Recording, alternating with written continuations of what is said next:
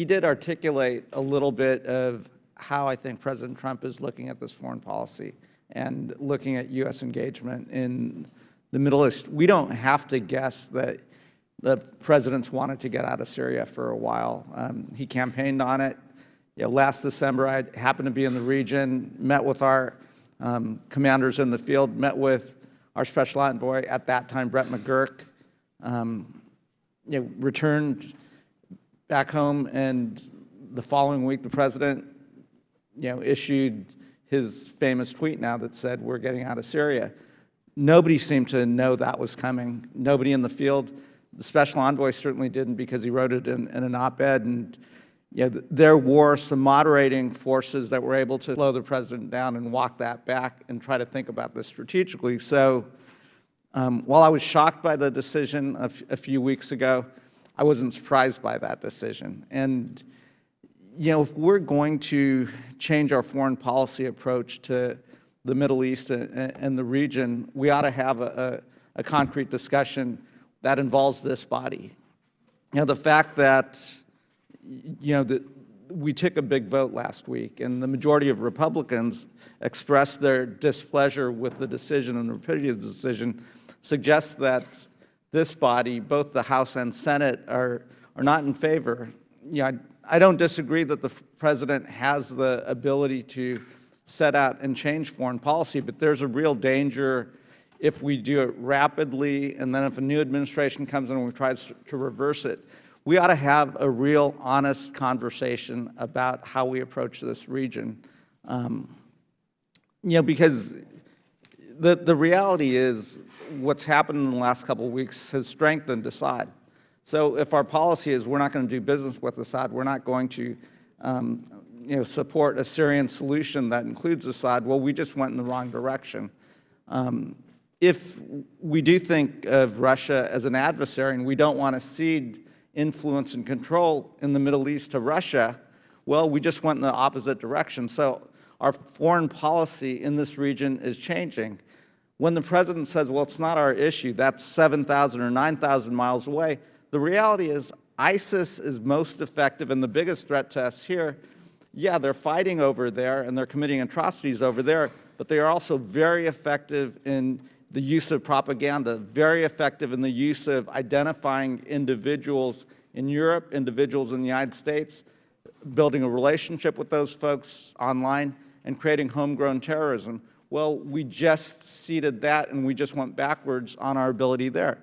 So we have to have an honest conversation about what our long-term strategy is, not with a Democratic president or Republican president, but long-term, because the Middle East is not going to get resolved in the next 4 years or the next 8 years. This is a long-term issue, and I think every Syrian expert, and again, Ambassador Jeffrey, I think you'd probably agree with this, there's not an easy solution to Syria with the number of refugees, with the amount of devastation, and with the political instability there. Would you disagree with me that this is a time, if we're rethinking foreign policy, the Middle East administration ought to have this conversation with Congress and we ought to all get on the same page? Absolutely. Decisions taken on the Middle East, given its impact on our own security, from world energy supplies, which still impact us despite our energy situation here, to the threat of terrorism and the threat of weapons of mass destruction and radical forces on the march, affect the American people, not just us in the administration. And we cannot do our job without the resources, the legal basis, and other authorities that we can only get through Congress. That's one reason why in a little over 6 months I've been up here before this committee 3 times and have talked with many of you on the side. We do believe in this. Obviously, as I said, we did not want this to happen. This has been a significant setback, and that is obvious and clear in how we put out the executive order describing the impact of this Turkish move. It is good that we look into how this decision came, how this event came about, what we did right, what we did wrong. That's what I'm trying to do today. What I want to underline, though, is 2 things. One, we did not, whatever else we may have done or not done, we did not give a green light to this operation. And secondly, on this one issue, U.S. policy in Syria and U.S. forces and whether they should be in Syria or not, there was almost obsessive reviews, consultations, and discussions at every level of the U.S. government. It was not something that was done serendipity. Was Congress part of those discussions? Certainly, it was part of my discussions up here 3 times. Yeah, well, I would make the case that the administration ought to spend more time with the relevant committees in Congress in consultation so that Congress and the administration can be on the same page so that when we're projecting to the rest of the world what our foreign policy objectives in that region are, we're all speaking from the same page. Understand, sir.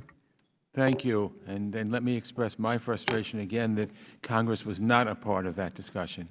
Mr. Kinzinger.